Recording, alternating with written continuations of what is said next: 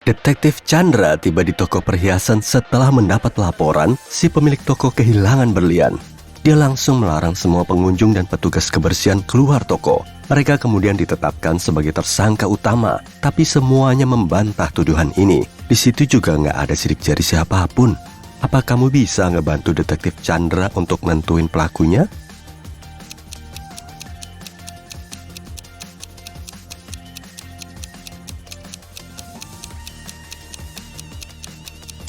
Dia harus nangkep cowok dan cewek yang memakai sarung tangan. Karena nggak ada sidik jari, berarti pelakunya pasti salah satu dari mereka.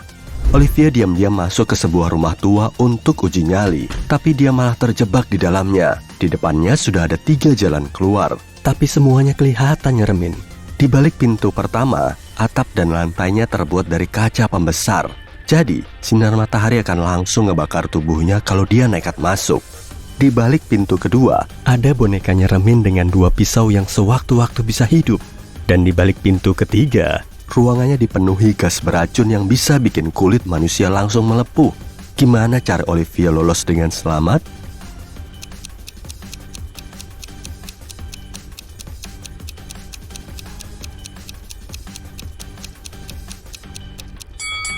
Dia cuma bisa pergi lewat pintu pertama. Saat ini kan masih malam hari, jadi mataharinya nggak bersinar. Makanya dia bisa keluar lewat situ tanpa masalah.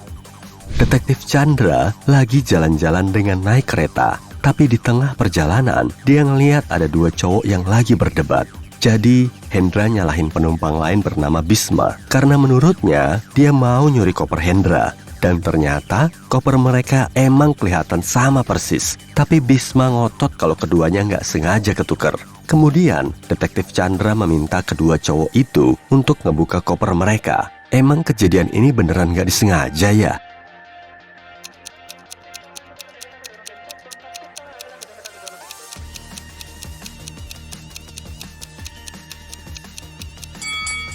Koper Hendra dipenuhi pakaian dan barang elektronik, jadi pasti cukup berat. Tapi koper Bisma hampir kosong. Di dalamnya cuma ada celana jeans dan buku catatan, jadi pasti jauh lebih ringan. Meski tas itu kelihatan mirip, Bisma pasti tahu dong kalau tas yang dia ambil bukan miliknya. Kan bobotnya jauh lebih berat.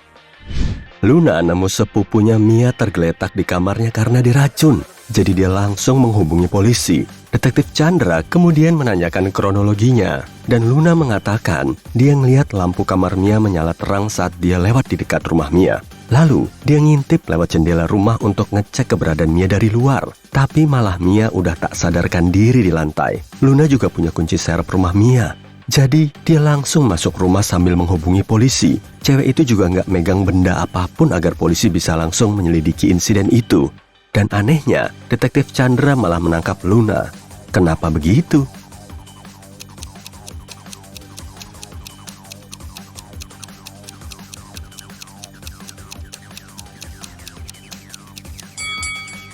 Luna bilang dia ngeliat Mia lewat jendela, padahal kan tirainya tertutup rapat. Kalau dia nggak megang benda apapun di situ, dia nggak akan mungkin bisa ngeliat ke dalam rumah. Jadi Luna pasti udah bohong. Pengusaha cantik bernama Fitri Dahlia sedang dalam perjalanan bisnisnya selama 3 bulan saat rumah besarnya kemalingan. Satpamnya segera lapor polisi dan Detektif Chandra memulai penyelidikan. Dia menginterogasi 3 orang yang tertangkap kamera CCTV. Cantika, sepupu Fitri, bilang dia memang beberapa kali datang ke rumah Fitri untuk ngambil surat. Camelia, si asisten rumah tangga, mengatakan dia datang 3 hari yang lalu untuk bersih-bersih rumah. Isnaya, si tukang kebun, menjelaskan dia datang setiap hari Rabu untuk merawat kebun. Semuanya membantah telah mencuri, tapi Detektif Chandra telah menangkap salah satu dari mereka. Memangnya siapa?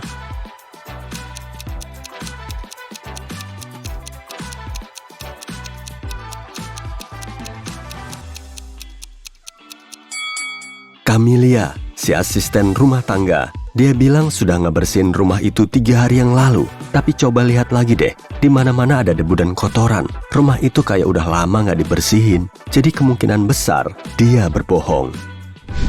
Astri harus lembur di kantor karena ada tugas penting yang perlu diberesin. Karena pengen refreshing, dia keluar dari ruangannya untuk beli snack dan kopi. Setengah jam kemudian, dia baru balik, tapi dia tahu kalau dompetnya telah dicuri. Makanya dia langsung lapor polisi. Detektif Chandra kemudian menginterogasi 3 orang yang masih ada di kantor. Nando, si petugas kebersihan, mengatakan dia bersih-bersih di lantai lain dan belum masuk ke ruangan Astri sama sekali. Sonia, si akuntan, bilang dia baru ngobrol sama mamanya lewat telepon. Sony, si manajer regional, mengaku kalau dia lagi sibuk kerja di ruangannya. Siapa yang udah nyuri dompet Astri?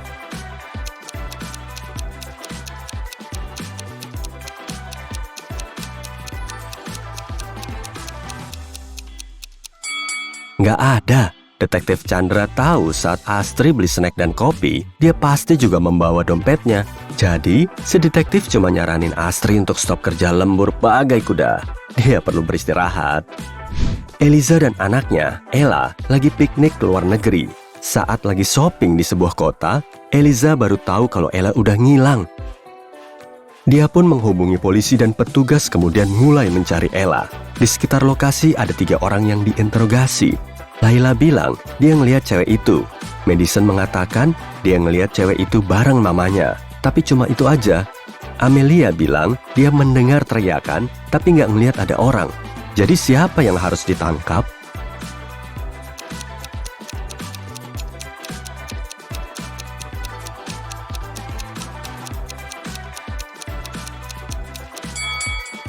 Leila, karena dia membawa tas Ella.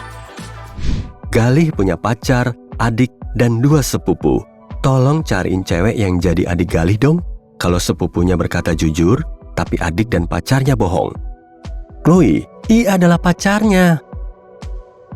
Ruby, Chloe bohong.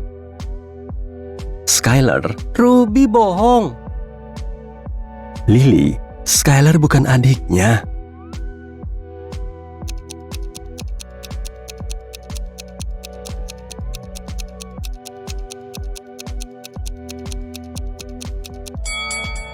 Kalau Chloe jujur, berarti Lily bohong.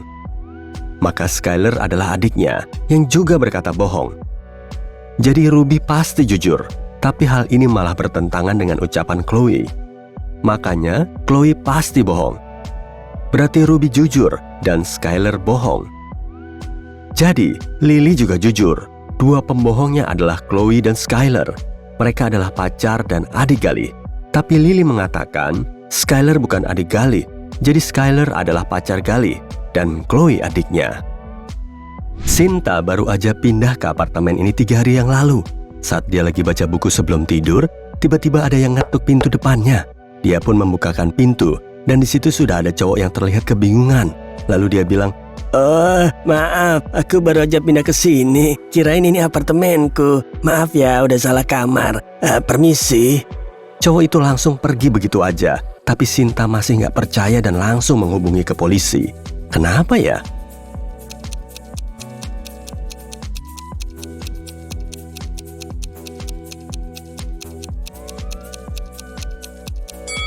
Pria itu pakai ngetuk pintu segala sih. Kalau menurutnya itu kamar dia sendiri, dia cuma akan ngebukanya dengan kuncinya sendiri.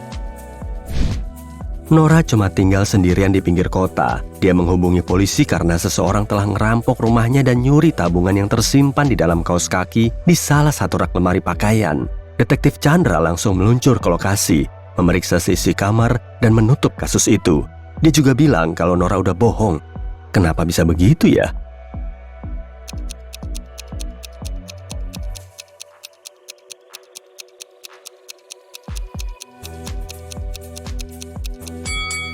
Kamar Nora kelihatan rapi banget.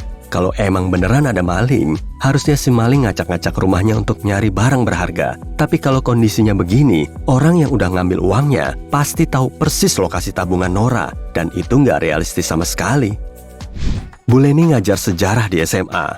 Suatu hari dia ngadain ujian lisan dadakan dengan mengajukan pertanyaan dari buku. Kalau semua muridnya tahu urutan pertanyaannya ini, mereka bisa tahu jawabannya. 3 orang pertama yang dia tanya adalah Atlas, Eleanor, dan Gracelyn.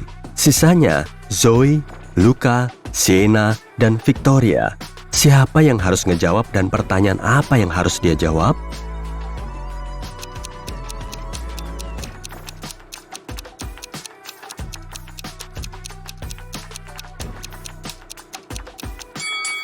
Bu Leni menanyai para muridnya sesuai abjad. Jadi selanjutnya, dia pasti bakal menanyai Luca, Sienna, Victoria, dan Zoe. Keesokan harinya, Bu Leni ngadain ujian lagi. Kali ini, dia juga menanyai semua muridnya. Murid yang pertama kali menjawab pertanyaannya adalah Zoe, Luca, dan Atlas.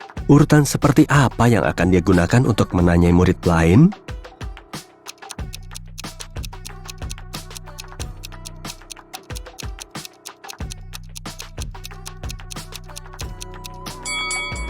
Kali ini Bu Leni mulai menanyai murid yang namanya paling pendek. Kata Zoe cuma punya 3 huruf, Luca punya 4 huruf, dan Atlas punya 5 huruf. Berarti selanjutnya adalah Sienna yang terdiri dari 6 huruf, kemudian Eleanor dengan 7 huruf, Victoria 8 huruf, dan Gracelyn 9 huruf. Ellie terkunci di ruangan bawah tanah dalam keadaan linglung. Dia pun mulai celingukan dan ngelihat sebuah pintu. Tapi pintu itu diberi password yang belum bisa dia tebak.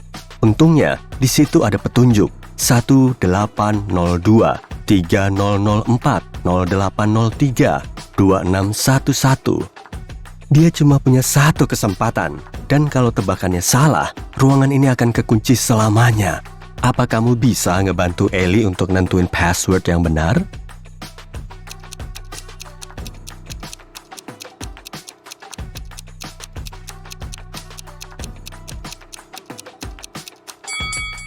Coba deh lihat baik-baik, beberapa tombolnya kelihatan lebih luntur. Mungkin karena angka tersebut paling sering digunakan. Misalnya angka 1, 2, dan 6. Satu-satunya kode yang memakai semua angka ini adalah deret 2611. Berarti itu pasti passwordnya. Aurora akhirnya sampai rumah setelah seharian ngampus. Dia pengen banget makan es krim rasa mint yang udah dia beli pagi harinya. Tapi saat dia ngebuka kulkas, es krimnya udah nggak ada. Aurora langsung menanyai 3 saudaranya, tapi semuanya menyangkal. Donna bilang, aku lagi diet dan udah libur makan es krim selama seminggu.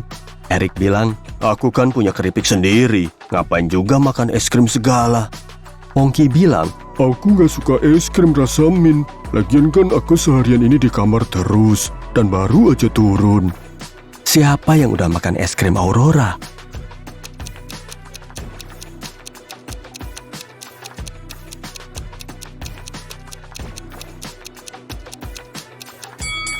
Pasti Pongki. Aurora kan nggak nyebutin rasa es krim itu, tapi kok dia bisa tahu?